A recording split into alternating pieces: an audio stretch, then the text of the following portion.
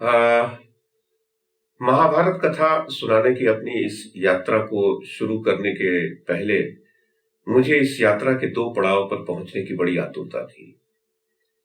पहला पड़ाव श्रीमद् भगवत गीता था और दूसरा पड़ाव जो अभी आना है वो है अर्जुन और कर्ण का युद्ध।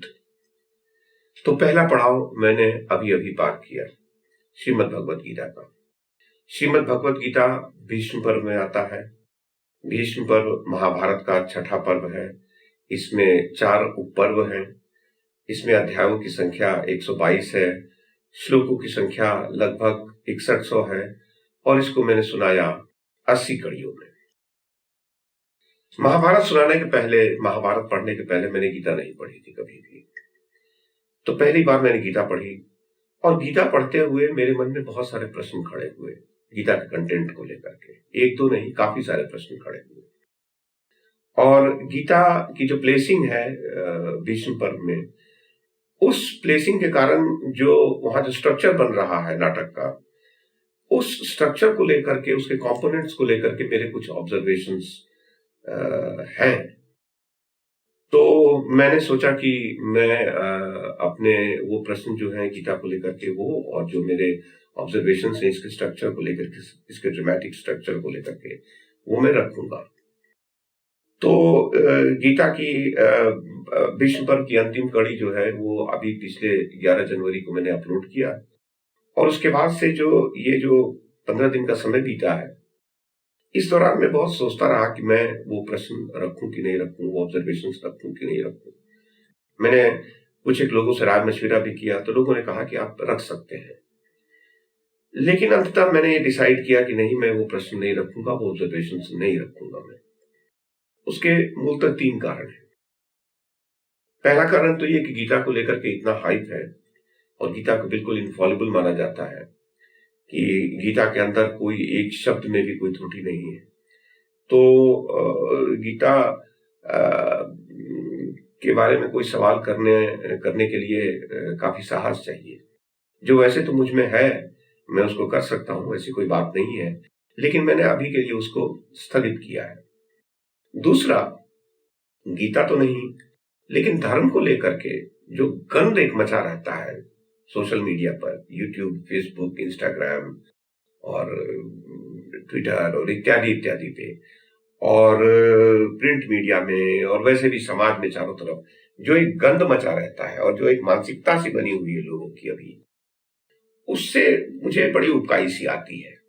And I am absolutely sure that I don't want to be a part of it in any manner whatsoever. तो मैंने ये डिसाइड किया कि नहीं, मैं गीता के बारे में नहीं बोलूंगा, क्योंकि गीता जो है वो शुद्ध रूप से धर्म के साथ जो है जुड़ा ग्रंथ है और हिंदुओं का, खासतौर से वैष्णवी लोगों का बिल्कुल सर्वोच्च ग्रंथ है।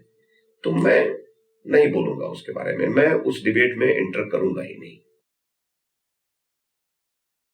तीसरा कारण यह है कि गीता जो मैंने पढ़ी, तो गीता का सार जो मैंने पकड़ा, तो तमाम प्रश्नों के बावजूद गीता का जो सार पकड़ा मैंने, वो सार मैंने बिल्कुल खरा सुना पाया। 24 कैरेट गोल्ड, इसमें कहीं कोई दो राय नहीं है। और उस सार के प्रति मेरे मन में सम्मान आया, काफी सम्मान आया। तो गीता पढ़ते पढ़ते जब मैं उसके 18वें अध्याय में पहुंचा, तो मैंने देखा कि पूरा ज्ञान देने के बाद श्री कृष्ण अर्जुन को ये बोल रहे हैं कि अर्जुन, ये गीता रूप जो रहस्य तुमको मैंने बताया है, ये उस व्यक्ति को कदापि नहीं बताना जो एक कि जिसने तप नहीं किया हो, या जिसके अंदर भक्ति नहीं हो, या जिसमें सुनने की इच्छा नहीं हो, या जो मुझ में दोष दृष्टि रखता हो, उसको ये बिल्कुल नहीं सुनाना। तो जो सार के प्रति जो मेरे मन में सम्मान आया, तो मैंने ये तय किया कि मैं नहीं बोलूंगा, क्योंकि मैं ये बात को बिल्कुल कबूल करूं कि मेरे मन के अंदर उसको दोष दृष्टि कहा जाएगा श्री कृष्ण के प्रति, वो आया। उसका कारण ये था कि देखिए, गीता में श्री कृष्ण ये कहते हैं कि मैं पर ब्रह्म हूं, और मैं श्री कृष्ण को पर ब्रह्म नहीं मानता। श्री कृष्ण विष्णु के 8वें अवतार माने जाते हैं। श्री कृष्ण कोई ऐतिहासिक व्यक्ति नहीं है, ठीक है। ये मेरी अपनी मान्यता है, बहुत सारे लोगों की मान्यता है, मेरी भी मान्यता है कि वो ऐतिहासिक व्यक्ति नहीं है, वो एक पौराणिक चरित्र है, एक पौराणिक पात्र है वो, जो कि वेद व्यास जी ने क्रिएट किया है, मैंने पहले भी कहा है। और अपने इमेजिनेशन से उनका एक वर्णन, एक स्वरूप खड़ा किया है कृष्ण का। वो स्वरूप अद्भुत है, इसमें कहीं कोई दो राय नहीं, कृष्ण का स्वरूप बहुत अद्भुत है। लेकिन अंततः वो है तो विष्णु के अवतार ही, और न पहले हैं और न आखिरी हैं, है ना। और अगर अवतारों में अगर प्रोग्रेसिवली ग्रो करने का वो कॉन्सेप्ट है उसके अंदर कि राम से भी ज्यादा कलाएं कृष्ण में थी अगर, तो कृष्ण तो 8वें ही थे, न पहले थे और न अंतिम थे। कृष्ण तो 8वें थे, 8वें के बाद 9वें आए, 9वें के बाद अभी 10वें जो है वो कल्कि है, कल्कि कुआना है, जिनके बारे में हम लगातार सुनते रहते हैं कि अभी इस साल उनका जन्म हो गया, अभी इस साल उनका जन्म हो गया। तो कभी पता चलता है कि महाराष्ट्र में जन्म हो गया, तो कभी पता चलता है कि मध्य प्रदेश में जन्म ले चुके, तो पता चलता है कभी कि उत्तर प्रदेश में, तो कभी पता चलता है कि उड़ीसा में जन्म ले चुके हैं। खैरियत यही है कि बिहार में अभी तक जन्म नहीं लिए हैं, और वो बिहार को बख्श दें तो ज्यादा अच्छा होगा। हम वैसे ही जो है सो काफी परेशान रहते हैं बिहार में। तो हम कल्कि को कहां तक संभाल पाएंगे। तो श्री कृष्ण जो है वो अवतार है विष्णु के। विष्णु ऊपर है, और विष्णु जो हायरार्की है अपने गॉड्स की, उसमें विष्णु जो है वो त्रिदेव में आते हैं और ब्रह्मा विष्णु महेश में आते हैं। तो सबसे ऊपर तो एक तरीके से मान लिया जाएगा कि ब्रह्मा है, ठीक है, विष्णु भी नहीं है। और वैसे पॉपुलर कल्चर में आदिदेव तो शंकर को माना जाता है, शंकर से ऊंचा तो कोई माना ही नहीं जाता है। तो मैं श्री कृष्ण को पर ब्रह्म मानने में मेरी थोड़ी सी दिक्कत है, मुझे थोड़ी दिक्कत है, तो मैं उनको नहीं मानता।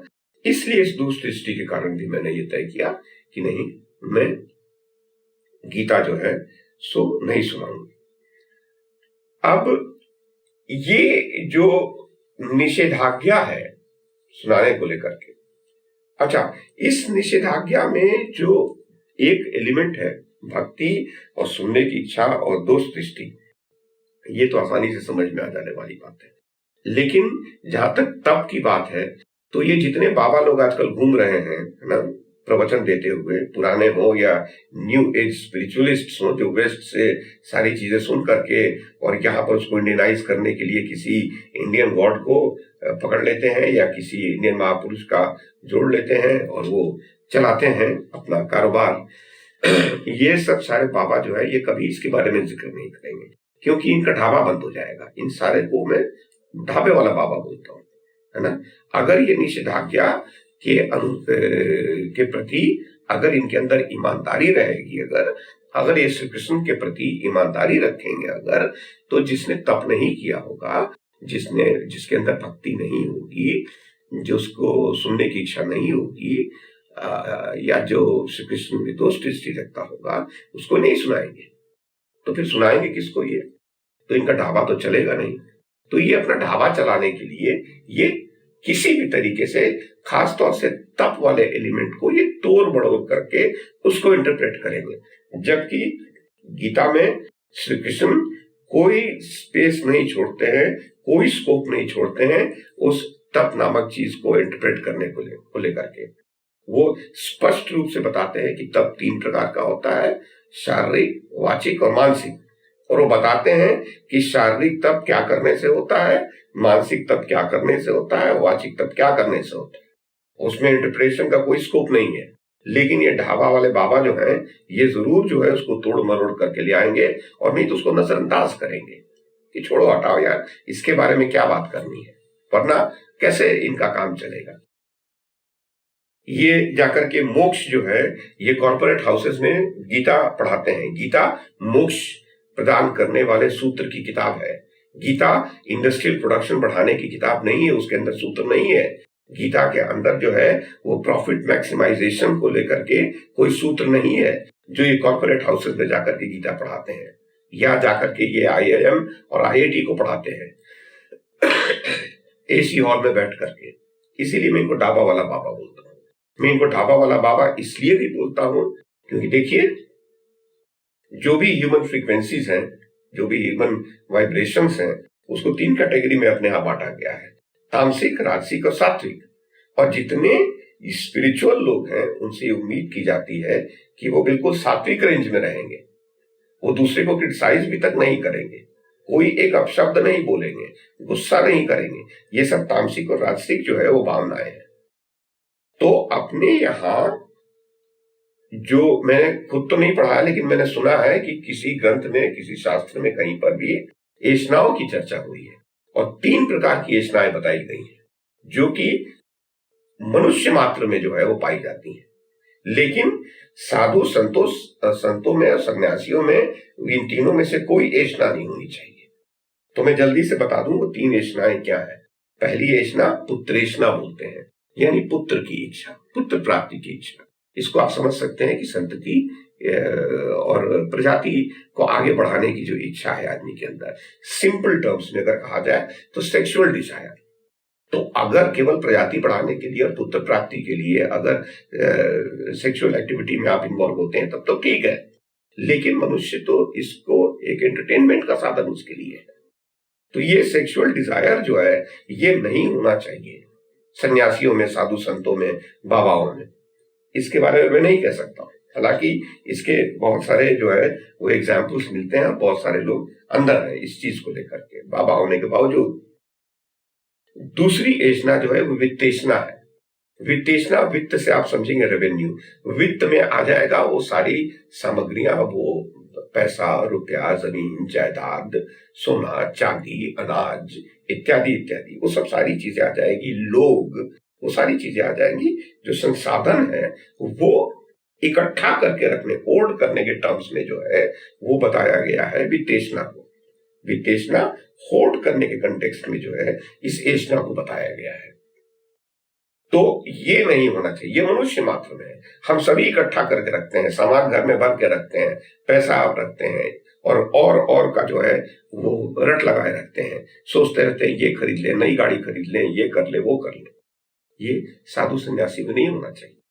साधु सन्यासी को इसीलिए कहा गया है अपने यहाँ कि वो एक कंबल रखेगा, एक दरी रखेगा, एक लाठी रखेगा, एक कमंडल रखेगा, अपनी माला रखेगा, 2 वस्त्र रखेगा और भिक्षा मांग करके जो है वो ले आएगा, एक टाइम बनाएगा खुद और खाएगा बस, और बाकी टाइम अपनी शुद्धि पर लगाएगा, बाकी टाइम ध्यान और इत्यादि पर लगाएगा।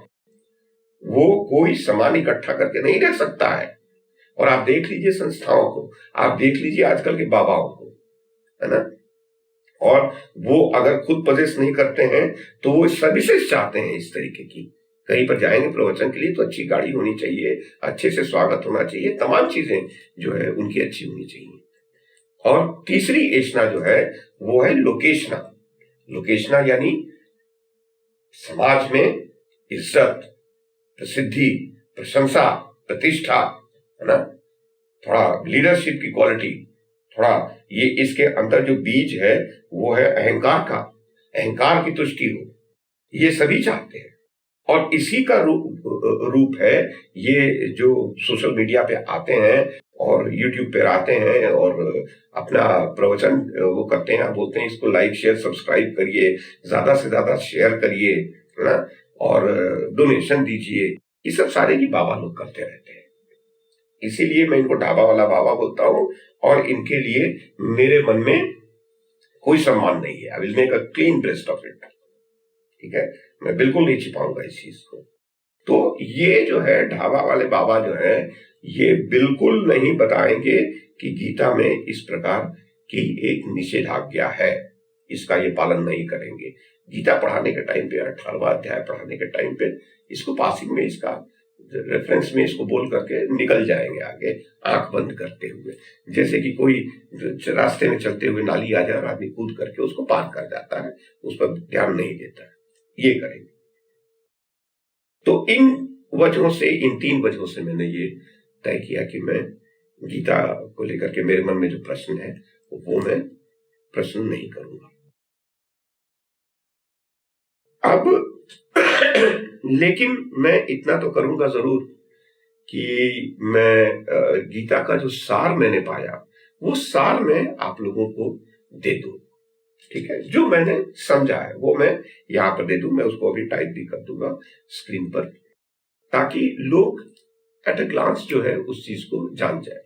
आप आम आदमी में जाकर के देखिए, गीता हिंदुओं की का सर्वोच्च ग्रंथ माना जाता है, सर्वश्रेष्ठ माना जाता है। उसमें बताया जाता है कि उपनिषदों का, वेदों का और तमाम ऐसे ग्रंथों का निचोड़ है उसके अंदर।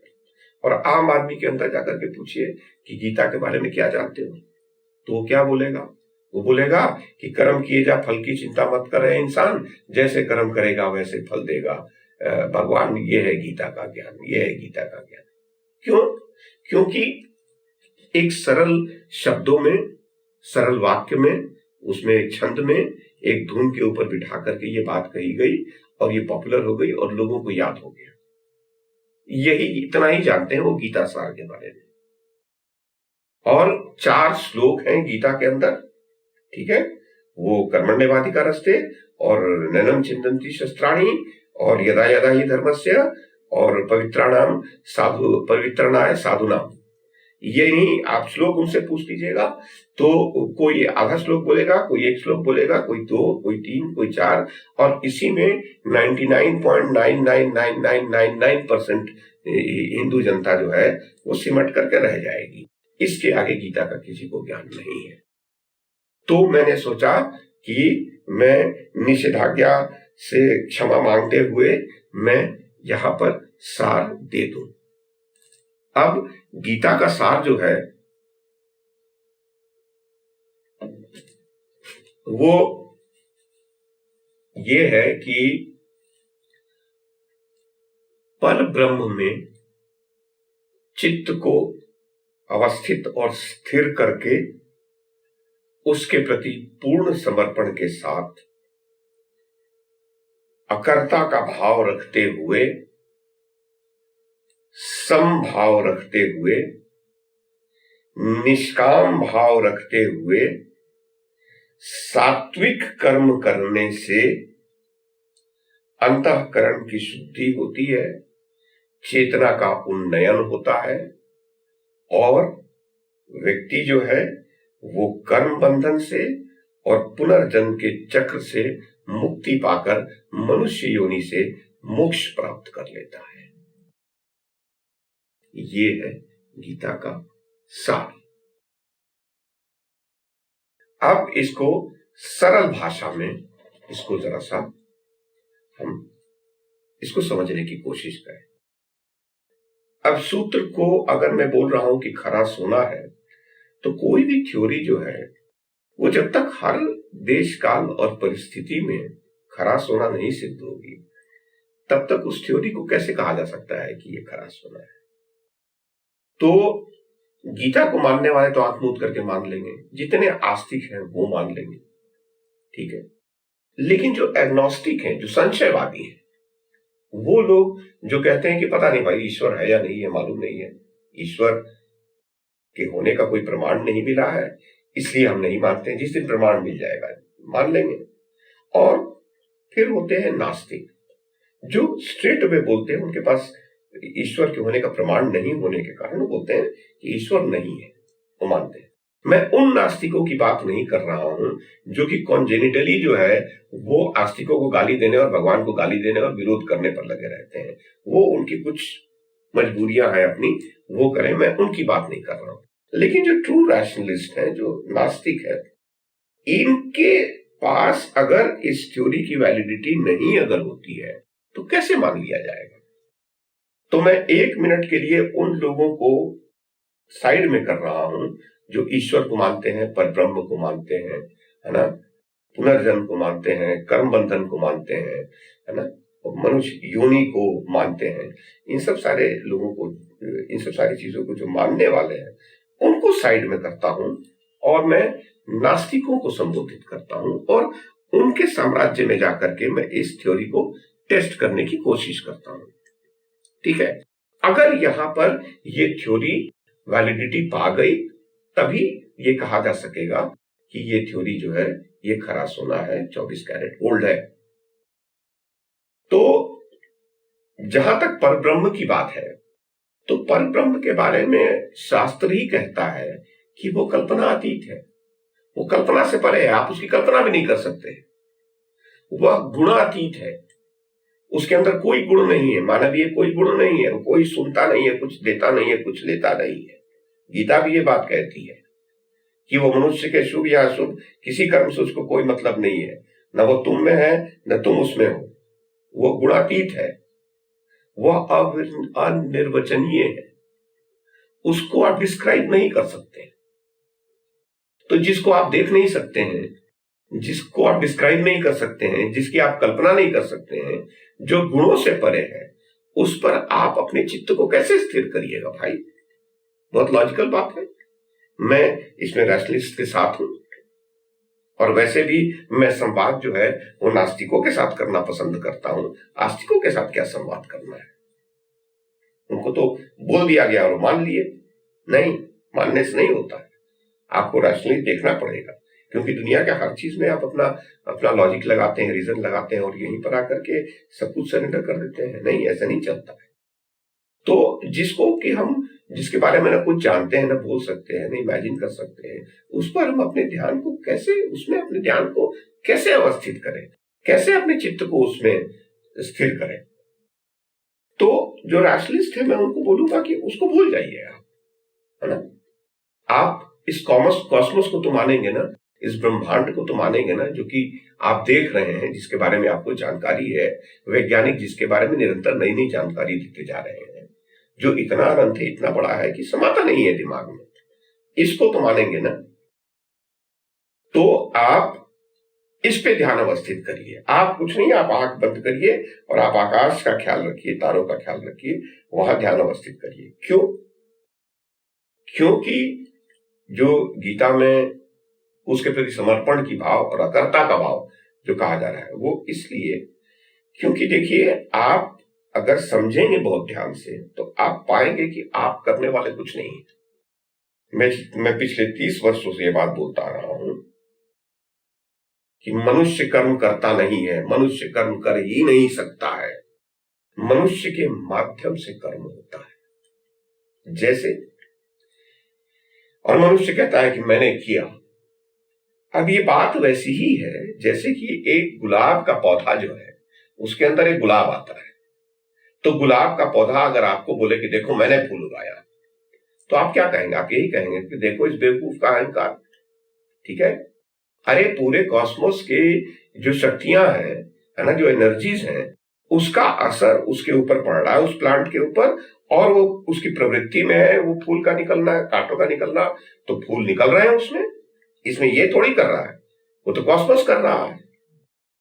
उसी प्रकार से कॉस्मोस के इन्फ्लुएंस से ही जो मनुष्य के ऊपर जो इन्फ्लुएंस आता है, उससे मनुष्य की प्रवृत्ति के अनुसार, हर मनुष्य की, हर इंडिविजुअल की अपनी प्रवृत्ति के अनुसार उसके कर्म के फूल निकलते हैं और फिर उसका फल आता है। ये मेरा मानना है। और यही है कि इस चीज को अगर आप रियलाइज करते हैं, तो गीता कहती है कि अकर्ता का भाव, मैं करने वाला कोई नहीं, करने वाला सब कुछ ब्रह्मांड। गीता भी कहती है कि प्रकृति के गुणों से प्रभावित होकर मनुष्य कर्म करने को बाध्य होता है। ठीक है? तो आप इस कॉस्मिक इन्फ्लुएंस के तहत जो है आपके मार्फत कर्म हो रहा है, आप कर नहीं रहे हैं। ये केवल जो है ये मिथ्या अहंकार है आदमी का, कि सोचता है कि मैंने किया, मैंने किया। नहीं होता है। इस चीज को रियलाइज करिए, और आप कॉस्मोस के आगे क्या है? आप कॉस्मोस के आगे एक सब एटॉमिक पार्टिकल के बराबर भी नहीं है। एक बालू का कण जो है, एक रेत का कण जो है, उसके अंदर जो सब एटॉमिक पार्टिकल होगा ना, आप उसके प्रोपोर्शन में, आप उसी प्रोपोर्शन में रहिए, उसी साइज में रहिए, और ब्रह्मांड से अपने आप को कंपेयर करके रखिए। आप कहीं नहीं है, you are nowhere, you are nothing. और आप समझते हैं कि आप अपना जीवन चला रहे हैं। No, absolutely not. ये अहंकार है।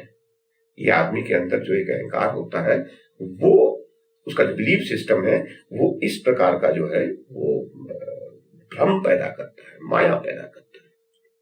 ठीक है, तो अगर आप ये समझ जाते हैं कि कॉस्मिक इन्फ्लुएंस के तहत आप सब कुछ कर रहे हैं, आपके मार्फत हो रहा है, तो इससे होगा क्या? सबसे पहले आपके अंदर जो नेगेटिव ईगो है, नकारात्मक अहंकार जो है, वो धीरे धीरे धीरे धीरे करके कम होगा। ठीक है, तो उसके प्रति समर्पित होकर के, उसमें ध्यान को स्थित करके, उस आकाश में ध्यान को स्थित करके आप जो है सो अकर्ता का भाव रख करके आप समभाव रखें। जो जीवन में प्लस और माइनस है, अच्छा बुरा, सुख दुख, सबके प्रति इक्वालिटी, इन दोनों के प्रति इक्वालिटी रखते हुए, समभाव रखते हुए आप निष्काम भाव अपने अंदर पैदा करें। निष्काम भाव क्या? इच्छा रहित कर्म। क्यों? क्योंकि देखिए, कर्म और फल जुड़े हुए हैं। ठीक है, वो सिक्के के दो पहलू के समान है। दुनिया में वो सिक्का अभी तक नहीं बना जिसका केवल एक पहलू। तो अगर इच्छा जुड़ेगी अगर आपकी कर्म के साथ, तो वो फल तक जाएगी ही जाएगी, उसको कोई रोक नहीं सकता। और फल के साथ अगर आप इच्छा जोड़ेंगे और फल आपकी इच्छा के अनुसार नहीं आया, तो आप पर फिर नेगेटिव इंपैक्ट पड़ेगा, और वो नेगेटिव इंपैक्ट आपके फर्दर एक्शन को जो है वो अफेक्ट करेगा, और आपका फर्दर एक्शन खराब होगा। इसलिए फल से इच्छा को निकालने के लिए आपको कर्म से भी इच्छा को निकालना पड़ेगा, और आपको निष्काम भाव, इसी को निष्काम भाव बोलेंगे, वो निष्काम भाव रखिए। आप ऑलमोस्ट मैकेनिकली उस काम को करिए। आप पोस्ट ऑफिस में जैसे क्लर्क को देखते हैं कि ढेर सारी चिट्ठियां लेकर के उस पर जो स्टैंप लगा रहता है, उस पर ठक ठक ठक ठक ठक ठक ठक ठक, कोई इमोशन नहीं जुड़ा हुआ है। ये बहुत मुश्किल काम है, ये बहुत मुश्किल काम है, लेकिन इसको ये प्रैक्टिस करेंगे। कोई लिबरेशन जो है या मोक्ष जो है, कोई एक दिन में मिलने वाली चीज नहीं है। ये वर्षों के प्रयास से आता है, पूरा जीवन खप जाता है, अधिकांश लोगों को तो मिलता भी नहीं होगा। लेकिन अभी हम इस थ्योरी को थोड़ा आगे एग्जामिन करके देखते हैं कि हम कहां तक पहुंच पाएंगे। तो इसका प्रयास करना चाहिए कि आप अपने ईगो को, अपने एस्पिरेशंस को आप मत जोड़िए काम के साथ। वो काम आपकी ड्यूटी है, उस ड्यूटी को आप पूरा करें। ठीक है, न्यूट्रल हार्ट के साथ, न्यूट्रल इंटेंशन के साथ उसको पूरा करें। ये निष्काम भाव है। अब इसके बाद आइए कि सात्विक कर्म करना है। ये चार भाव हो गए। ठीक है, चार भाव हो गए, समर्पण का और समभाव का और निष्काम भाव और अकर्ता भाव। इन चार भावों के साथ अब आप आइए, ये एटीट्यूडनल रिकंडीशनिंग, ये चार भाव जो है ये एटीट्यूडनल रिकंडीशनिंग में इसको बोलता हूं। इससे आप कर्म करिए। अब आप अंदर से बाहर आते हैं, अब आप एक्शन में आते हैं। तो काम क्या क्या करें? दुनिया में बहुत तरीके के काम है ना? युद्ध भी काम है ना? 10 तरीके के काम है, घिनौने और गंदे काम और गलत काम, वो भी काम है। लेकिन आप कौन सा काम करेंगे अगर आप मोक्ष की तरफ बढ़ना चाहते हैं? तो अभी मोक्ष पर आप रिएक्ट न करें, मैं मोक्ष की परिभाषा अभी अपने अनुसार देने वाला हूं। तो काम कौन सा करें? तो दुनिया में देखिए, इस पूरे कॉस्मोस में 3 चीजें हैं, एनर्जी है, मैटर है और कॉन्शियसनेस है। और हर चीज में, चाहे वो मैटर हो, एनर्जी हो या कॉन्शियसनेस हो, उसमें सारा खेल जो है वो वाइब्रेशन का और फ्रीक्वेंसी का है, और नीचे से लेकर के ऊपर तक फ्रीक्वेंसी है ना? ऐसी ऐसी फ्रीक्वेंसी है जहां तक आदमी सोच नहीं सकता है। तो अपने यहाँ जो ह्यूमन बॉडी के अंदर जो वाइब्रेशन है और जो फ्रीक्वेंसी है, उसको 3 भाग में मैंने बताया कि उसको डिवाइड किया गया है, तामसिक, राजसिक और सात्विक। तो इसमें आप कोई भी वैसा काम न करें जो कि आपके राजसिक या तामसिक जो है वो फ्रीक्वेंसी का हो। एक बड़ा बेहुदा सा एक जो है वो चलता रहता है, वो बहस चलती रहती है लहसुन और प्याज को लेकर के कि वो पैदा कहाँ हुआ। ठीक है, लहसुन और प्याज दोनों पृथ्वी से पैदा होते हैं। जो उसके बारे में उल्टा सीधा बोलते हैं वो पृथ्वी को गाली देते हैं। तो लहसुन प्याज खाने की चीज है, और खाने में केवल लहसुन प्याज ही नहीं है जो कि सात्विक नहीं है। ठीक है, डेफिनेटली लहसुन प्याज खाने से जो है आपके अंदर दूसरे प्रकार की जो है वो तत्व बनते हैं, और उसका एक्सप्रेशन दूसरे तरीके से आता है, गर्मी पैदा करते हैं। ठीक है, आपकी सेक्सुअल एपेटाइट को बढ़ाते हैं, लिबिडो को बढ़ाते हैं, उसको अवॉइड करना चाहिए। लेकिन खाना केवल एकमात्र चीज है, और खाने में केवल ये नहीं कि लहसुन प्याज छोड़िए और मांस और मदिरा छोड़िए, जी नहीं, आप बाकी चीज भी छोड़िए। आप मटर, गोभी और भिंडी खा करके जरा ध्यान लगा करके और ध्यान को स्थिर करके दिखा दीजिए। आप चावल खाइए और गोभी खाइए और मटर खाइए और भिंडी खाइए, और जो इस तरीके की जितनी भी जो बादी चीजें होंगी ये सब जो है अवॉइड करना चाहिए। इसीलिए साधु संत को कहा गया है कि पेड़ का पका हुआ फल खाइए, कंदमूल खाइए। जैन मुनि तो कंदमूल भी नहीं खाते हैं। पेड़ का पका हुआ, कार्बाइड का नहीं, कार्बाइड का पका हुआ फल जो है वो आपको कैंसर देगा। पेड़ का पका हुआ फल खाइए, उतना ही खाइए जितना कि आपके शरीर को आवश्यकता है। ठीक है, तो भोजन एकमात्र चीज है। एनर्जी आपके चारों तरफ फैली हुई है। आपका कर्म एनर्जी पैदा कर रहा है, एनर्जी अट्रैक्ट कर रहा है। तो यहां पर आप कैसे लोगों के साथ मिल रहे हैं? सात्विक लोगों के साथ संगत होनी चाहिए, सात्विक आपकी भाषा होनी चाहिए। आपने क्रिटिसाइज भी किया अगर तो तामसिक हो गया। आपने सोचा भी अगर, आपके मन में भी आया, किसी के प्रति गुस्सा आया, क्रोध आया, तो वो तामसिक हो गया, वो राजसिक हो गया, और वो जो है वो आपके वाइब्रेशन को, फ्रीक्वेंसी को नीचे गिरा देगा। विचार तक नहीं आना चाहिए। आपके विचार, आपकी भावनाएं, आपकी संगत, आप जितना दृश्य जगत है आपका, आपके आसपास जो पूरा एरिया है, वो पूरा का पूरा जो है वो सात्विक होना चाहिए। आप जो सुनते हैं, जो श्रवण जो होता है ना, वो भी जो है वो सात्विक चीजें सुने। आप तामसिक चीजें ना सुने, राजसिक चीजें ना सुने। आप इस तरीके से आप घर में सामान भर नहीं लें। आप कम से कम सामान रखें घर में, रंग ठीक ठाक हो, रंग अच्छे हो, सात्विक रंग हो।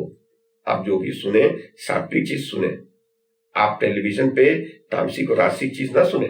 ये सारी चीजें जो है आपको जो है वो करनी पड़ेंगी, बांधनी पड़ेंगी। इन पांचों इंद्रियों से केवल सात्विक चीजें जो है वो शरीर के अंदर जब आएगा तब सात्विक कर्म कहा जाएगा कि हुआ। और इस सात्विक कर्म होने से नेचुरली जब इनपुट जो है वो सारा सात्विक फ्रीक्वेंसी की चीजें जाएगी, तो डेफिनेटली आपके अंदर की जो तामसिक फ्रीक्वेंसीज हैं वो नीचे की ओर जाएंगी, और आपकी जो है जो सात्विक फ्रीक्वेंसी है वो ऊपर की ओर उठेगी। और इसी को अंतःकरण की शुद्धि कहा जाता है। तो ये अंतःकरण की शुद्धि होगी, और आप जो है सो एक ऐसे स्टेट ऑफ माइंड में पहुंचिएगा जहां पर कि आप शांति महसूस करिएगा, आपके अंदर कॉन्फ्लिक्ट नहीं होगा, आप पीसफुल रहेंगे। ठीक है, और आपका वो जो है ऑरा जो है वो क्लीन होता जाएगा, स्ट्रांग होता जाएगा। और थ्योरी के अनुसार फिर आप इसी से आप कर्म बंधन से और पुनर्जन्म के चक्कर से आपको मुक्ति मिल जाएगी, मनुष्य योनि से मोक्ष मिल जाएगी। अब मोक्ष आदमी को मिल जाता है मनुष्य योनि से, कर्म बंधन से मुक्ति मिल जाती है, और पुनर्जन्म के चक्कर से मुक्ति मिल जाती है। इसका वैलिडेशन कहां है?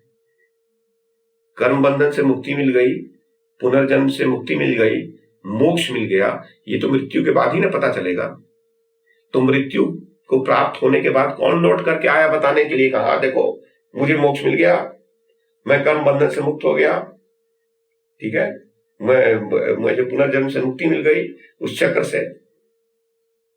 ये कोई बताने तो नहीं आया, कोई वैलिडेशन तो है नहीं। इसलिए इस चीज को छोड़ दीजिए आप, है ना। अगर आप इक्वेशन में इस तरफ 2+2 लिखेंगे तो इस तरफ 4 आएगा ही आएगा। तो आप 4 की चिंता मत करिए, आप 2 और 2 ले आइए, और 2 और 2 में ये 4 एटीट्यूडनल रिकंडीशनिंग से आपको जो है वो आपके अंदर वो एक साइकोसोमैटिक ट्रांसफॉर्मेशन होगा, और वो साइकोसोमैटिक ट्रांसफॉर्मेशन जो है वो आपको एक पीसफुल स्टेट ऑफ माइंड में ले जाएगा, जिससे आपका जीवन अच्छा हो जाए। अंग्रेजी में इसी चीज को अगर मैं बोलूं तो मैं बोलूंगा कि इस सूत्र को अगर मैं बोलूं अंग्रेजी में तो मैं बोलूंगा कि attitudinal reconditioning brings about psychosomatic transformation that liberates one from mental pen. जो लोग कर्म बंधन और पुनर्जन्म का चक्र मानते हैं उनके लिए मैं बोलूंगा and it liberates from the cycles of karma and rebirth. Simple सी बात है, ये इस तरीके का काम करिएगा तो आप एक पीसफुल स्टेट ऑफ माइंड में पहुंचिएगा। तब पीसफुल स्टेट ऑफ माइंड में पहुंचिएगा तो आपको बीमारियां बहुत कम होंगी, ठीक है, आपकी संगत अच्छी रहेगी, आपका सब कुछ एटमॉस्फेयर अच्छा है। अब जिसको पीसफुल स्टेट ऑफ माइंड में जाना है वो इसका प्रयास करे, और जिसको आग लगानी है दुनिया में वो आग लगाए, कोई बाध्यता तो है नहीं। तो ये चीज जो है इसका सार है।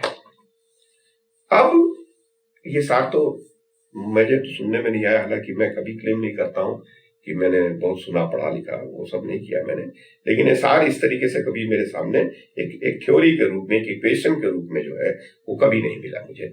ये मैंने अपने खुद से निकाला, और ये किसी एक श्लोक में नहीं है, बहुत सारे श्लोकों के अंदर ये चीज बिखरी हुई है, इसको जोड़ा है मैंने, और पूरी गीता में इसी सूत्र के अंदर जो 6-7 कंपोनेंट्स हैं, इसी का अलग अलग चैप्टर्स में एलैबोरेशन है, उसके हर एलिमेंट के कॉजेज, उसके टाइप्स, उसके कैटलिस्ट्स और इत्यादि इत्यादि के बारे में इसी का एलैबोरेशन है पूरी गीता में।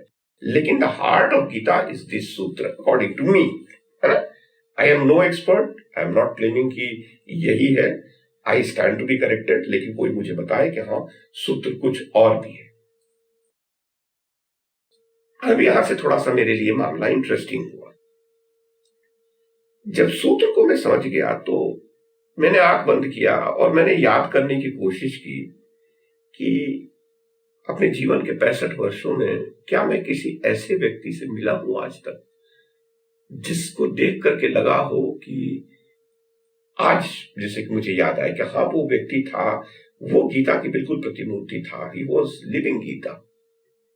वो सिद्धांत उसमें बिल्कुल उस आदमी को देख करके आदमी समझ सकता था, क्योंकि जो व्यक्ति गीता को साध लेगा उसमें सबसे पहले अहंकार खत्म हो जाएगा, अकर्ता का भाव खत्म हो जाएगा, ठीक है, वो उसके अंदर समभाव आ जाएगा, है ना, उसके अंदर करुणा आ जाएगी, उसकी आंखों में तेज नहीं होगा शक्ति का, उसके आंखों में माधुर्य होगा, करुणा होगी, वो मीठा बोलेगा, वो कम बोलेगा, है ना। ऐसा आदमी जो कि शायद बहुत कम बोले और आप उससे मिले तो आपके साथ बातचीत नहीं हो, लेकिन आप उसके सानिध्य में बैठना आपको अच्छा लगता हो, ऐसा व्यक्ति जिसके अंदर आप ढूंढ करके भी नहीं निकाल सके कि इस आदमी के अंदर त्रुटि है, ऐसा साधु पुरुष, ऐसा सन्यासी, ऐसा संत मुझे तो नहीं मिला। मैं ये क्लेम नहीं कर सकता हूं कि दुनिया में नहीं होंगे, डेफिनेटली होंगे ऐसे, लेकिन मुझे नहीं मिला कोई ऐसा आदमी, और मेरा दावा है कि आपको भी नहीं मिला होगा। अगर मिला होगा तो मुझे जरूर बताइएगा और मुझे पता बताइएगा, मैं ऐसे व्यक्ति से जाकर के मिलना पसंद करूंगा, ठीक है। मेरा ऑकल्ट में बचपन से बहुत इंटरेस्ट रहा है, मेरे बहुत ऑकल्ट एक्सपीरियंसेस भी है, मेरी बहुत कुछ अलग अलग चीजें हैं, तो मैं ऐसे आदमी से मिलना भी चाहूंगा। तो मैं अपने 65 साल के जीवन में मैं बहुत सारे लोगों से मिला। एक सामान्य व्यक्ति जितने लोगों से अपने 65 साल में मिलेगा, मैं उससे का 10 गुना नहीं तो 5 गुना अधिक लोगों से तो मिला ही हूँ, क्योंकि मेरा काम ही ऐसा रहा। मैं थिएटर और फिल्म के अलावा भी मैंने बहुत सारा काम किया है और मैं बहुत सारे लोगों से मिला, लेकिन ऐसा कोई भी व्यक्ति नहीं मिला मुझे, ठीक है। और मुझे ऐसा लगता है कि ऐसे व्यक्ति का समाज में मिलना बहुत मुश्किल है, क्योंकि समाज जो है इंटरेक्शन की जगह है, रेसिप्रोसिटी की जगह है, अन्योन्याश्रय संबंध वाली जगह है। जब समाज में और दुनिया में आदमी संसार में आता है तो हर एडल्ट का, पुरुष का ये पहला कर्तव्य बनता है कि वो रिसोर्स जनरेशन के लिए काम करे, वो पैसा कमाए जीवन को चलाने के लिए। और इसके लिए जब वो काम करेगा तो काम में 20 तरीके के लोग आएंगे और 20 तरीके के इन्फ्लुएंसेस होंगे। वहां इस थ्योरी को लेकर के आगे बढ़ना जो है वो आग के थ्रू जाने के बराबर होगा, इसलिए बहुत मुश्किल है। वो काम की जगह पर इस तरीके के लोग मिलेंगे, घर का वातावरण जो है उसके दूसरे तरीके का मिलेगा, है ना। पड़ोसी ऐसे मिलेंगे जो चुपके से रात को कचरा आपके घर के सामने रख जाएंगे, रात को आप सो नहीं पाएंगे, बाहर कुत्ते भूखते रहेंगे, है ना। कभी लड़ाई हो जाएगी इधर, कभी कुछ हो जाएगा। आप सुबह उठ करके अखबार खोलेंगे और आपको केवल घटिया और कचरा आपको सुनने को, पढ़ने को मिलेगा। अखबार जैसी घटिया चीज तो कुछ है नहीं। मैं न अखबार पढ़ता हूं, न मैं न्यूज फॉलो करता हूं टेलीविजन के ऊपर, न मोबाइल पर, कभी नहीं। इससे दिन की शुरुआत तो हो ही नहीं सकती है मेरी। तो आपके चारों तरफ इतनी नेगेटिव फोर्सेस और इन्फ्लुएंसेस हैं कि आप क्या इसको वो प्रैक्टिस करिएगा। इसलिए समाज में रहते हुए इस थ्योरी पर काम करना बहुत मुश्किल काम है। हाँ, समाज के एक बिल्कुल कोने में, एक आइसोलेटेड फोरलोन कोने में बैठ करके कोई कर रहा है और वो मिनिमम इंटरेक्शन रख रहा है, उसके जीवन में मिनिमम इश्यूज है। मेरे जैसे आज का मेरा जीवन है, मेरा जीवन बिल्कुल वानप्रस्थी है।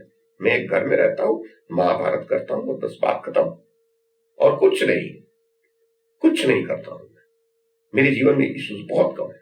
तो ऐसा कोई जीवन चाहिए तो शायद उसके अंदर कुछ उस दिशा में बढ़ने की संभावना है। लेकिन अगर आप गीता को इन टोटो अगर आप उसको फॉलो करना चाहते हैं, प्रैक्टिस करना चाहते हैं, तो आपको फिर जंगल में जाना पड़ेगा, आपको फिर पहाड़ की कंदराओं में जाना पड़ेगा, जहां पर कि आप पेड़ से फल तोड़ करके, कंदमूल खा करके आप जीवन अपना निर्वाह करेंगे। जितने की आवश्यकता है आपको, आप दिन में 2 बार जो है वो शरीर की शुद्धि पर आप काम करेंगे और 2 घंटे इस तरीके से निकलेंगे, 4 घंटे आप सोएंगे और बाकी 18 घंटे आपको जो भी ध्यान, क्रिया, योग, धुनी रमाना जो भी करना है वो सब करेंगे आप। तब शायद वहां पर इस प्रिंसिपल को फॉलो करना पॉसिबल होगा। समाज में रहते हुए इस प्रिंसिपल को फॉलो करना बहुत मुश्किल है। ये सब सारी चीजें जो है आजकल के ये पापा लोग नहीं बताएंगे। ये तो महानता आप ही समझते हैं कि ये कितना लंबा ये गीता पर बोलेंगे, ठीक है। अभी मैं 2-3 दिन पहले देख रहा था यूट्यूब पर, एक गीता पर किसी का प्रवचन आ रहा था। वो किसी एक अध्याय के 2 श्लोक के ऊपर 1.5 घंटा बोले हैं भाई साहब। पता नहीं किसके लिए, मालूम नहीं। बहुत अच्छा बोले होंगे, मैं मानता हूं, मैं प्रणाम करता हूं, बहुत अच्छा बोले। किसके लिए बोल रहे हैं? लोग एक एक गीता के एक अध्याय पर एक वॉल्यूम लिख करके चले गए हैं। किसके लिए? मेरे लिए नहीं है। वो आइंस्टाइन और बाकी साइंटिस्ट ने दुनिया के जो है बहुत सारे इक्वेशंस दिए हैं, वो मेरे लिए नहीं। वो बहुत इंपॉर्टेंट है, वो एक खास तरीके के लोगों के लिए है, वो ठीक है। लेकिन मैं थोड़ा सा सोशलिस्ट किस्म का आदमी हूं। मेरे लिए समाज इंपॉर्टेंट है, आम आदमी इंपॉर्टेंट है। जो आम आदमी तक जो बात न पहुंचे और आम आदमी को जो फायदा न दे, उसका मेरी नजर में कोई बहुत महत्व नहीं। वो अपने आप में बहुत महत्व का होगा, डेफिनेटली होगा, है ना, वरना दुनिया में होता नहीं। लेकिन ऐसा होगा नहीं। और दूसरी बात कि ये जो लोग जो बोलते हैं, और आप देखिएगा कि जो भाषा है वो रिलेटेबल भाषा नहीं होती। गीता के ट्रांसलेशन में देख रहा हूँ चारों तरफ, वो ऐसी भाषा में 100 साल पहले वाली हिंदी में जो है ट्रांसलेट होकर के पढ़ा हुआ है।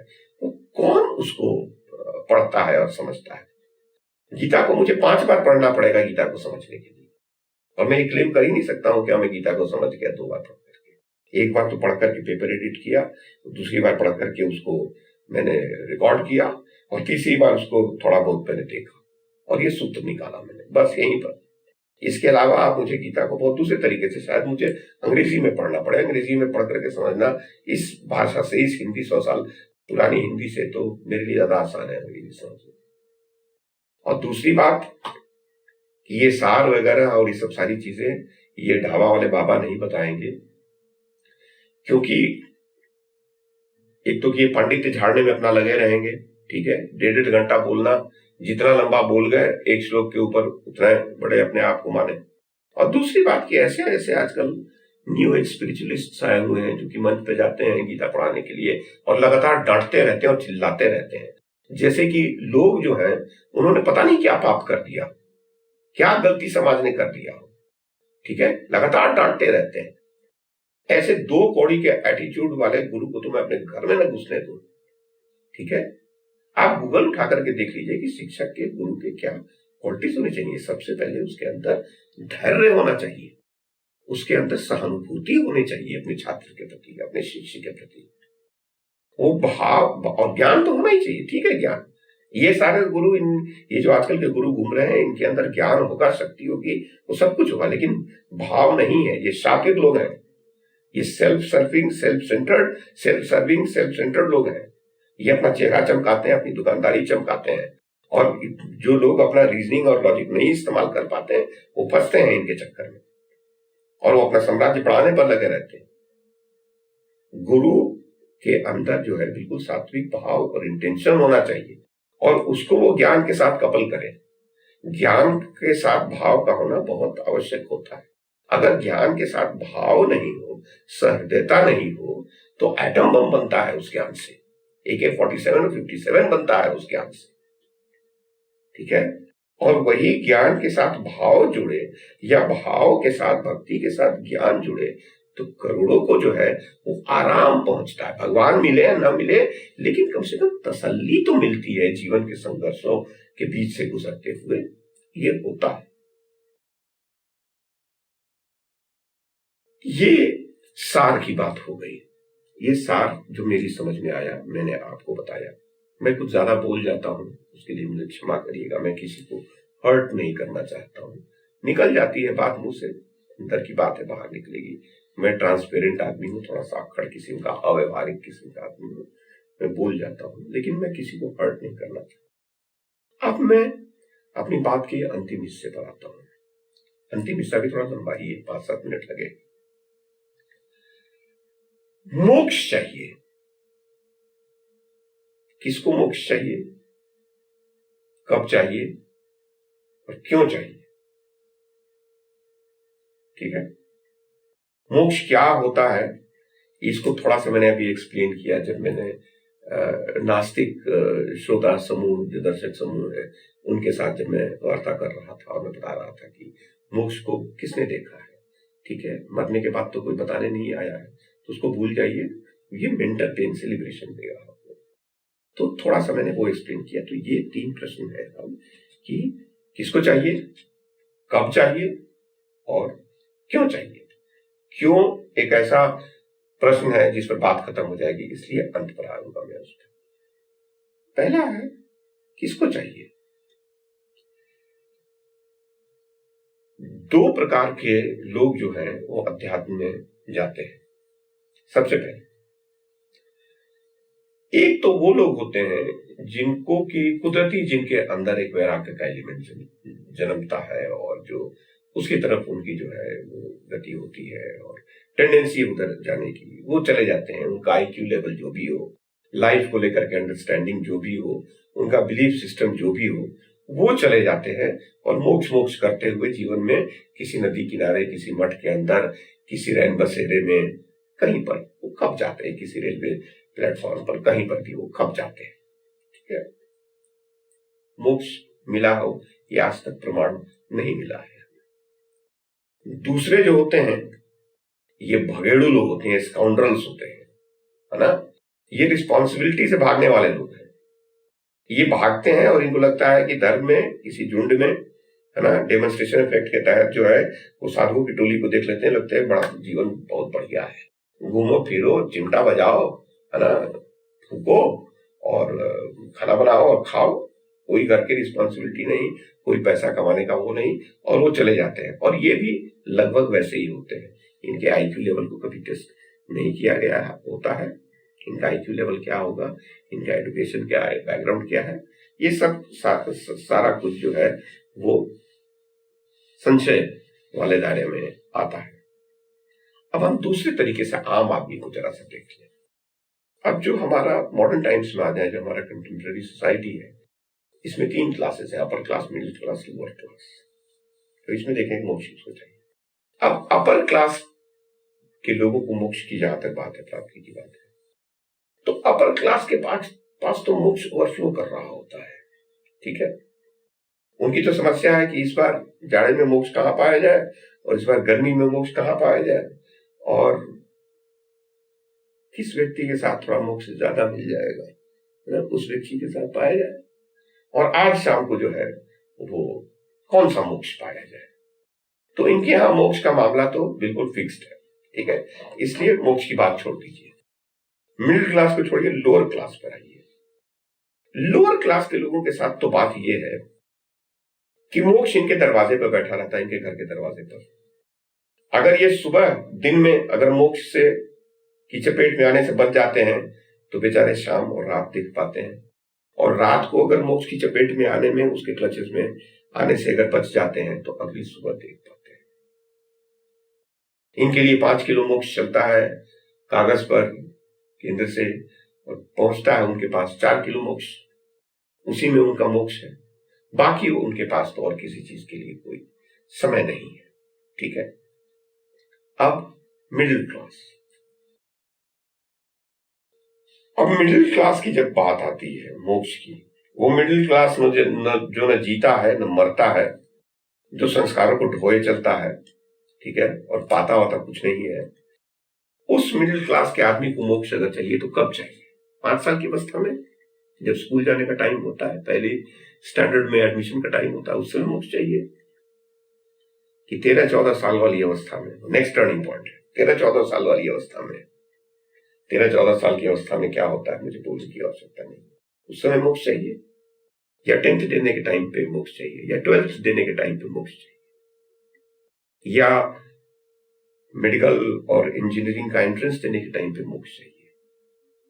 और कॉरेस्पॉन्डिंगली गांव के उन लड़कों के बारे में आप सोचिए जो मैट्रिक करने के बाद जो है उनके जीवन का मोक्ष जो है वो सांड की तरीके से बढ़ता हुआ बदन और बढ़ती हुई रोटियों की संख्या और सारे दिन घूमना, कि कभी मोक्ष का एक पुड़िया मिल जाए और कभी मोक्ष का पाउच मिल जाए, उनका मोक्ष वही है। और जीवन में जो आने वाले उनके टर्न्स होते हैं विवाह के और इत्यादि इत्यादि के, उस समय उनको मोक्ष चाहिए। कब चाहिए? कौन सा मोक्ष चाहिए? वापस आइए इस मेडिकल और इंजीनियरिंग का एंट्रेंस देने वाले लड़कों पर। ये जब कॉलेज में जाते हैं, कॉलेज पास आउट करने के बाद, मेडिकल इंजीनियरिंग करने के बाद मोक्ष चाहिए, जिस समय प्लेसमेंट की बारी आती है, नौकरी ढूंढने की बारी आती है, उस समय मोक्ष चाहिए। यूपीएससी बीपीएससी देते समय मोक्ष चाहिए। कब चाहिए? अगला पड़ाव आता है शादी का। शादी के टाइम पे मोक्ष चाहिए। सोच लीजिए, है ना, जीवन का सब कुछ मिस कर जाएंगे अगर आप शादी के टाइम पे मोक्ष की आप कल्पना करेंगे तो। या शादी के 2 साल के बाद, जब घर में पहली बार जो है 2-3 साल के बाद जब क्या क्या का मधुर संगीत पहली बार गूंजता है घर में, उस समय मोक्ष चाहिए। क्योंकि भाई साहब ये मोक्ष का वो मोमेंट है जिसको अगर आप मिस कर गए तो सीधे 62, 60, 62, 65 साल की अवस्था पर जाकर के गाड़ी रुकेगी, जब सरकार या जिस संस्था के लिए आप काम कर रहे हैं वो संस्था बोल देगी कि अब आप दिल से, दिमाग से, बदन से काम करने लायक नहीं रह गए, आप घर जाइए, घर जाकर के बैठिए, वो पैसे दे दिए गए हैं, आपको हर महीने कुछ मिल जाया करेगा, है ना। अब आप जाइए, डॉक्टरों के चक्कर लगाइए, टाइम से दवा खाइए, घास पे नंगे घूमिए, और ये सोचिए कि क्या खाने से क्या शरीर में बढ़ेगा और क्या खाने से शरीर में क्या घटेगा। ठीक है, इस समय मोक्ष चाहिए, लेकिन इस समय भी मोक्ष नहीं चाहिए। अब उसके बाद अंतिम समय जब आता है, जब आप बिस्तर पे होते हैं, है ना, आपके अंदर बीमारियां हो गई होती हैं, उस समय आपको मोक्ष चाहिए। हाँ, उस समय आप मोक्ष के लिए बोल देंगे क्योंकि आप बहुत कष्ट में होते हैं।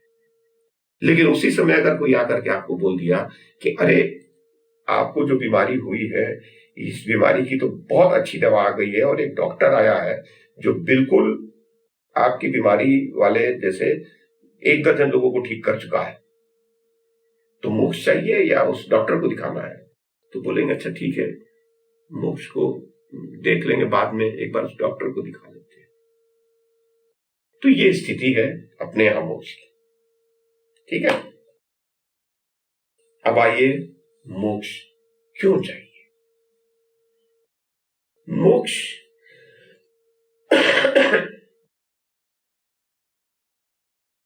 अच्छा, किसको चाहिए? मैं एक बात और मैं बोलना चाहूंगा। देखिए, श्री कृष्ण अर्जुन को मोक्ष का सिद्धांत बता रहे हैं। अभी अभी जो सब सारे कर्मों की बात की गई, सात्विक कर्म और सात्विक भोजन और इत्यादि इत्यादि, वो मोक्ष चाहिए और कृष्ण अर्जुन को बता रहे हैं। अर्जुन तो कोई वैष्णव ब्राह्मण नहीं है, अर्जुन तो क्षत्रिय है, और जैसा कि इंडिकेशन वेद व्यास जी देते हैं कि वो मांस खाते हैं। ठीक है। अब वेद व्यास जी खुद एक ऋषि थे, वो शायद स्पष्ट रूप से नहीं लिखना चाहते हो। पांडव जो है वो उनके हीरो ब्रदर्स थे, तो वो ऐसा कुछ नहीं लिखना चाहते होंगे शायद कि उनका अपयश फैले, तो उन्होंने लिखा नहीं, लेकिन इशारा तो कर दिया है उन्होंने कि द्वैत वन में युधिष्ठिर को स्वप्न आता है कि जानवर आकर के बोल रहे हैं कि अब हमें मारना बंद कर दीजिए, नहीं तो हमारा वंश समाप्त हो जाएगा। अब उस स्वप्न को आप चाहे जैसे इंटरप्रेट करें, उनका गिल्ट का है या स्वप्न में सचमुच आता है, और उनका जो है वो इंट्यूटिव, उनकी कैपेबिलिटी बहुत डेवलप थी और उन्होंने पकड़ लिया। तो उसके बाद से युधिष्ठिर बोलते हैं कि नहीं, पांडव इतना शिकार करते थे, इतना शिकार करते थे, इसका कोई अंत नहीं। तो युधिष्ठिर बोलते हैं कि नहीं, अब शिकार बंद और अद्वैत वन से चलो, और वो द्वैत वन छोड़ के चले जाते हैं। तो अर्जुन तो मांसाहारी थे, क्षत्रिय थे, वैष्णवी नहीं थे, क्षत्रिय थे, मांसाहारी थे। और कर्म की जहां तक बात आ रही है, अर्जुन तो आदमी को मार रहे थे। किस लिए? राज्य पाने के लिए, राज्य भोगने के लिए। ठीक है। राज्य में दायित्व से ज्यादा भोग का एलिमेंट जुड़ा हुआ है, और पांचों इंद्रियों का समग्र भोग जो है वो राज्य देता है और सर्वश्रेष्ठ भोग देता है। और पांचों इंद्रियों से भी ऊपर अहंकार है, राज्य वो भोग देता है आदमी को। तो राज्य का वो भोग प्राप्त करने के लिए अर्जुन जो है, एक क्षत्रिय 11 अक्षौहिणी सेना को मारते हैं। तो जो आदमी को मार करके एक चीज प्राप्त करने के लिए, राज्य प्राप्त करने के लिए आदमी को मार करके एक क्षत्रिय कर रहा है, और कृष्ण अगर उसको दे रहे हैं मोक्ष का सूत्र और ज्ञान, तो क्या कसाई को भी कृष्ण देंगे? क्योंकि ये कसाई आदमी को नहीं मार रहा है, वो जानवर को मार रहा है। जानवर को मार रहा है अपना और अपने परिवार का पेट पालने के लिए मार रहा है। तो कृष्ण क्या एक कसाई को देंगे ये मोक्ष का ज्ञान? और अर्जुन आदमी को मार रहे हैं, ये जानवर को मार रहा है, वो राज्य पाने के लिए, वो सारे इंद्रियों के भोग के लिए, और ये केवल स्वाद का, लोग स्वाद के लिए जो है नॉनवेज ले जाते हैं खाने के लिए, ये स्वाद के भोग के लिए ये कर रहा है। तो क्या एक वेश्या को भी देंगे श्री कृष्ण मोक्ष का ज्ञान? क्योंकि वो भी मांस का व्यापार कर रही है, और वो न खुद अपने आप को मार रही है, न किसी को मार रही है, और वो सुख प्रदान कर रही है। सुख राज्य का हो, सुख जुबान का हो, जिह्वा का हो, स्वाद का हो या शरीर का हो, और वो सर्वोच्च सुख दे रही है, तो उसको दिया जाएगा क्या? नंबर 1 बात। नंबर 2 बात, बाबा लोगों से मेरा प्रश्न है कि श्री कृष्ण एक क्षत्रिय को जो है युद्ध के समय में गीता का ज्ञान देते हैं, तो भाई सबसे पहले तो इस देश में जो मिलिट्री और पैरामिलिट्री फोर्सेस हैं और जो पुलिस है, उनको गीता का ज्ञान देना चाहिए। उसको क्यों नहीं दिया जाता? जरा ये बाबा लोग डेयर तो करें वहां जाने के लिए, कि जाकर के जो है वहां गीता का ज्ञान दें और मोक्ष का ज्ञान दें।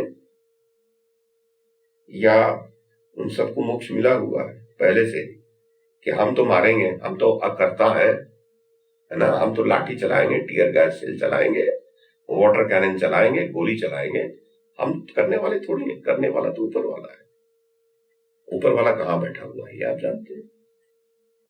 तो ये भी एक पॉइंट मेरे दिमाग में आया था, मैंने सोचा इसको प्लेस करूंगा मैं, वो मैंने प्लेस किया। अब चाहिए मोक्ष इसलिए क्योंकि समाज का चाहे जो भी व्यक्ति हो वो पेन से सफर करता है, सफरिंग और पेन, ये दो चीजें ऐसी हैं जिससे कि आदमी लिबरेशन चाहता है। और मोक्ष की जो पूरी थ्योरी है ना, वो केवल और केवल पेन से लिबरेशन के लिए है। मनुष्य योनि से क्यों चाहिए मोक्ष?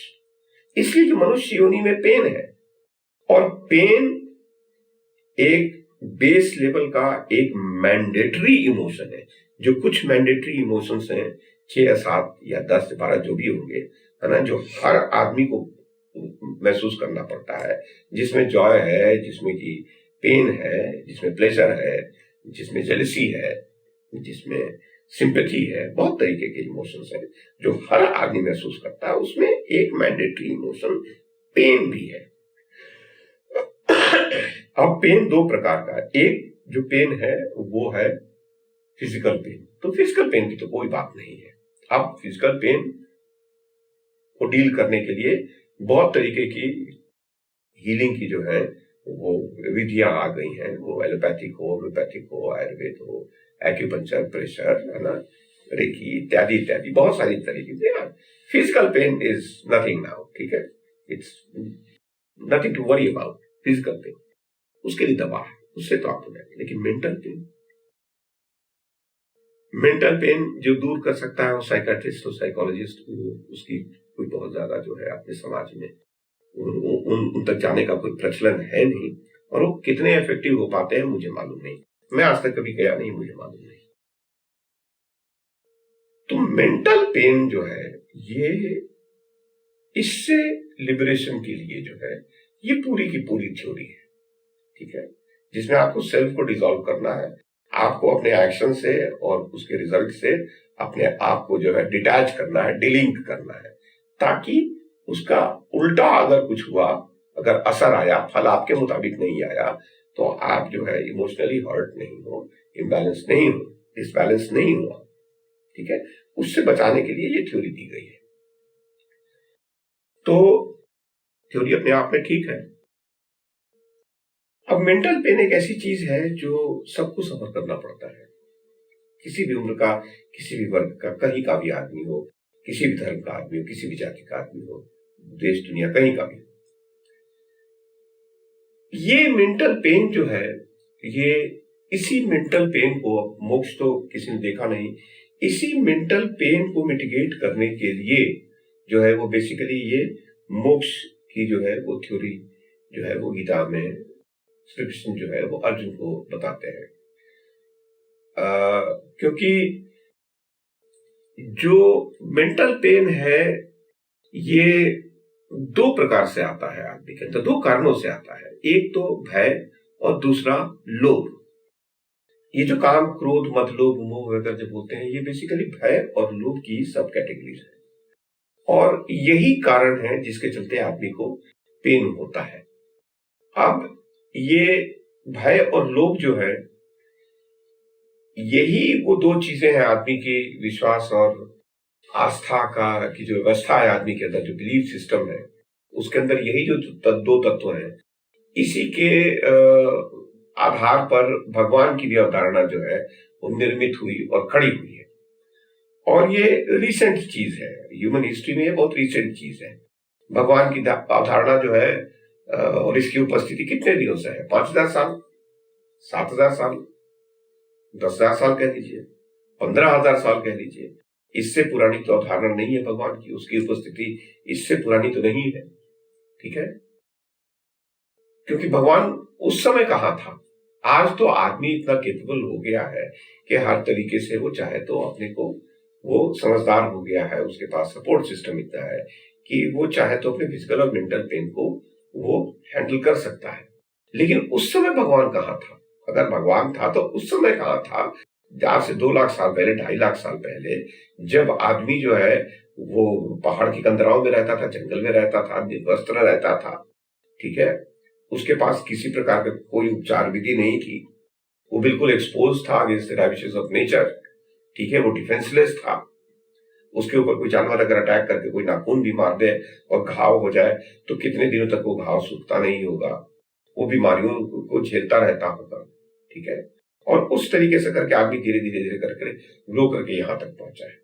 कहां था उस समय भगवान? भगवान ने तो आदमी को नहीं बचाया। आदमी तो जिनके अंदर बचने की कैपेबिलिटी रही वो बच करके यहां तक पहुंचे, क्योंकि बाकी बहुत सारी प्रजातियां हुई यहां पर, इस पृथ्वी पर जितनी पृथ्वी ने उनको नहीं बचाया, है ना। और पृथ्वी ने किसी को मारा भी नहीं और न किसी को बचाया ही, है ना। जो इतनी प्रजातियां हुई पृथ्वी पर उसमें से 98-99% प्रजातियां तो विलुप्त हो गई, समाप्त हो गई। पृथ्वी ने उन्हें मरने दिया, भगवान नहीं था वो भी मरने दिया। भगवान अगर होता तो बचाता। भगवान की आवश्यकता माँ बाप की तरीके से तभी ना है जबकि बच्चा 1 दिन का है, 2 दिन का है, 2 महीने का है, 6 महीने का है, साल 2 साल का है ना। उस समय ना माँ बाप की उसकी आवश्यकता है। उस समय ना बाप जो है वो केयर करता है बच्चे की हर तरीके से, उसके खाने पीने की, उसकी दवा दारू की, इत्यादि इत्यादि की, उसकी तमाम आवश्यकताओं को जो है वो देखता है माँ बाप। बच्चा थोड़ी पहचानता है बाप को। तो बाप को उस समय बाप कहाँ था जिस समय आदमी इस तरीके से था। आज जब बच्चा बड़ा हो जाए और बड़ा होकर के केपेबल हो जाए और कमाने लगे और स्विट्जरलैंड में घर खरीद ले और प्रॉपर्टी कर ले, और तब माँ और बाप जाकर के बोलेंगे कि हम हैं तुम्हारे माँ और बाप, है ना। तो भगवान की अवधारणा ऐसी, भगवान कोई हमेशा से शाश्वत कोई चीज रहा ऐसा कुछ नहीं है, ठीक है। भगवान की अवधारणा निर्मित हुई है भय और लोभ के कारण कि हमें बचाएगा और हमें देगा, ठीक है। आदमी के अंदर से भय और लोभ के ये 2 तत्व समाप्त हो जाए तो उसको भगवान की आवश्यकता नहीं रहेगी, उसको कोई मोक्ष की इच्छा नहीं होगी उसके अंदर, ठीक है। जीवन जैसे है वैसे है। तो ये भय और लोभ जो है, ये मैं कोई एक्सपर्ट नहीं हूं इसका और मैंने कोई पढ़ाई वढ़ाई नहीं की है, लेकिन ये वीडियो रिकॉर्ड करने के पहले मैं बैठ करके 1-2 दिन मैं थोड़ा सा एनालाइज करके मैंने देखने की कोशिश की कि जो पेन जो है, मेंटल सफरिंग जो है, वो किस रास्ते आता है, किस रूप में आता है। तो जो रास्ते मुझे दिखे वो बेसिकली 4 रास्ते मुझे दिखे। पहला रिलेशनशिप का दिखा। अब रिलेशनशिप में बेसिकली क्या है कि आदमी धोखा खाता है, डिसीट जो है वो पेनफुल होता है। दूसरा, रिलेशनशिप का लॉस होता है by way of separation and by way of death. मृत्यु से भी संबंध जो है वो उसका लॉस होता है, तो उससे मेंटल पेन आदमी को होता है। उसके बाद रिसोर्सेज के लॉस से आदमी को मेंटल पेन होता है। संपत्ति से, पैसे से, सामान से उसका लॉस हो जाए, चोरी हो जाए तो मेंटल पेन होगा, है ना। किसी तरीके का घाटा हो गया, बिजनेस में घाटा हो गया तो मेंटल पेन हुआ उससे।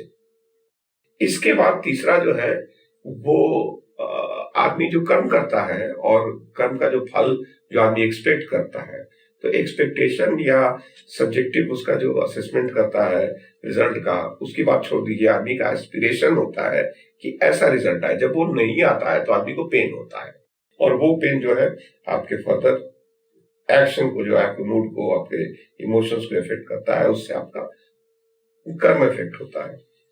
तो वो एक्सपेक्टेशन जो है वो कारण बनता है मेंटल पेन का। और चौथा जो है ईगो जो है वो एक कारण बनता है मेंटल पेन का, कि ईगो हर्ट हो गया। आपके छोटे ने आपकी बात नहीं मानी, आपको थोड़ा बेइज्जत कर दिया, पलट करके बोल दिया, जवाब दे दिया, आपके बारे में चारों तरफ अफवाह फैल गई ना, आप बदनाम हो गए, तो ईगो हर्ट हुआ। आपका अखबार में आपके बारे में निकल गया, आपकी बुराई निकल गई, तो आपका ईगो हर्ट हो गया। तो इन 4 रास्तों से जो है वो पेन आता है, और वो कॉन्फ्लिक्ट और इत्यादि इत्यादि जो इमोशंस हैं उसके रास्ते आता है। लेकिन मेंटल पेन जो है वो एक मैंडेटरी इमोशन है, जो कुछ बेसिक मैंडेटरी इमोशंस 7-8 या कितने हैं मुझे ठीक पता नहीं, ठीक है। उसमें से पेन एक है जो कि मैंडेटरी है। वो एक बेसलाइन इमोशन है जो सबको जो है वो सफर करना पड़ता है। और सफर करना पड़ता है, जब मैं शब्द का इस्तेमाल कर रहा हूं तो सफरिंग के बारे में बताऊं कि सफरिंग जो है वो आदमी का रिस्पॉन्स से होता है और वो ऑप्शनल है, इट इज नॉट नेसेसरी। क्योंकि 4 घर छोड़ करके किसी की मृत्यु होती है तो आपको कोई फर्क नहीं पड़ता है, लेकिन आपके घर में मृत्यु हो जाए तो बहुत फर्क पड़ जाता है, बहुत पेन होता है। और उसी एक घर में किसी एक की मृत्यु हुई और 10 आदमी हैं तो 10 का की पेन की इंटेंसिटी अलग अलग होगी। हो सकता है किसी को पेन ना हुआ, कोई अंदर ही अंदर खुश हो कि चलो भाई छुट्टी मिली, कोई राहत की सांस ले रहा हो कि बहुत सेवा करनी पड़ी, अब चलो अब मुक्ति मिली, इलाज तो संभव था नहीं। तो ये जो रिस्पॉन्स है सफरिंग इससे जनरेट होता है, ये ऑप्शनल चीज है। लेकिन पेन एसेंशियली जो है वो पेन एक बेसिक इमोशन है जो सबको सफर करना पड़ता है। तो इसको लेकर के मैं 2 एग्जाम्पल देना चाहूंगा। I don't want to sound like a life coach or a guru or a teacher. I don't aspire to be one at all. मैं बिल्कुल ये सब नहीं करना चाहता, क्योंकि लेकिन फिर भी मैं 1-2 बात बोलना चाहूंगा, बिकॉज मैं इस बात को ऐसे रखूं कि ये जो आपके मोबाइल की स्क्रीन पर या आपके सिस्टम पे या आपके लैपटॉप पे या आपके टीवी स्क्रीन पर ये जो छवि अभी इस समय ये बात बोल रही है, ये जिस व्यक्ति की छवि है वो व्यक्ति अग्नि के गर्भ तक कई बार गया है और पीड़ा की क्षितिज को उसने कई बार छुआ है, कई बार, 1-2 बार नहीं, कई बार। एक आदमी के जीवन में इतनी सारी जो है वो परिस्थितियां नहीं आती जितनी कि इस व्यक्ति जिसकी छवि आप देख रहे हैं उसके जीवन में आई। लेकिन तब भी उस व्यक्ति का एटीट्यूड जो है वही उसका बचा करके रखा। वो कभी भी अपने कर्तव्य और दायित्व के पद से जो है वो इधर उधर नहीं हुआ, उससे उसके आचरण पे फर्क नहीं पड़ा, उसने कोई कॉम्प्रोमाइज नहीं किया, थोड़ा आदर्शवादी और व्यवहारिक थोड़ा सा अठीला आदमी रहा।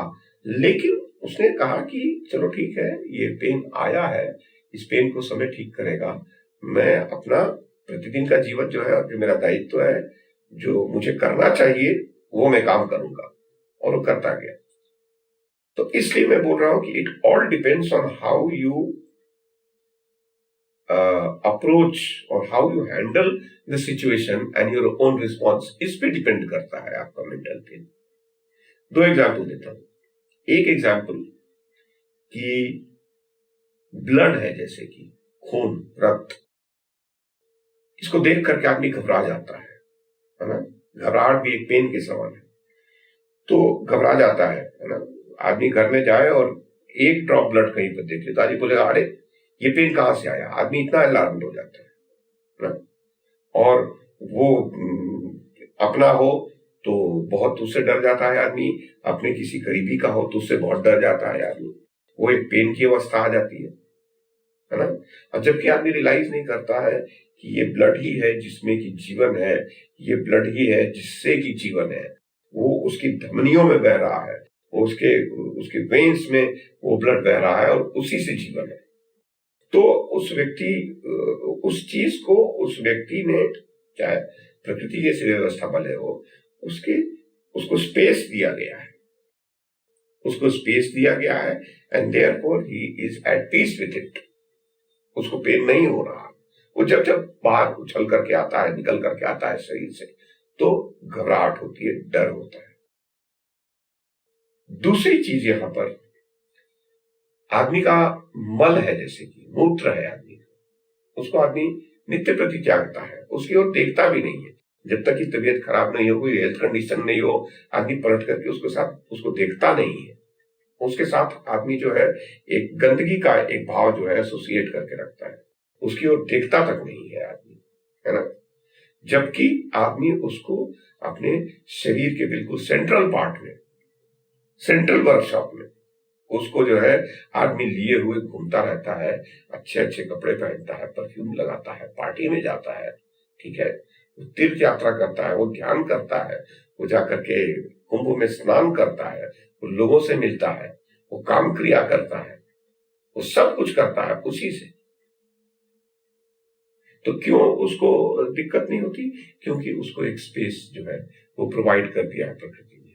तो प्रकृति ने जिस तरीके से आपके शरीर के अंदर आपके मल को, मूत्र को, आपके रक्त को जो है स्पेस दिया है, उसी प्रकार यदि आप अपने जीवन में घटने वाली वो घटनाएं जो आपको पेन दे सकें, उसको आप स्पेस देते हैं और आप मानते हैं कि चलो भाई इसकी भी एक जगह है, और पेन जो है वो एक क्रैश कोर्स की तरीके से आता है, वो घटना जो कि आपको पेन दे रही है, वो जीवन में दरअसल एक क्रैश कोर्स के समान होता है। वो जो आपको सीख वो घटना दे करके जाती है, वो उतनी सीख आप अपने जीवन में बहुत लंबे समय में, सामान्य अवस्था में बहुत लंबे समय में जाकर के सीखेंगे।